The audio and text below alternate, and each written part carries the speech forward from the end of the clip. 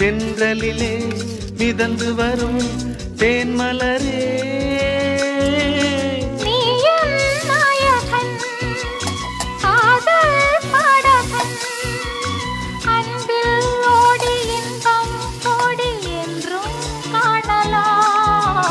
காதல் ஓவியம்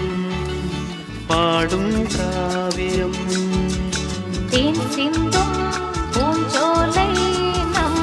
ராஜ்யம் என்றும் ஆனந்தம்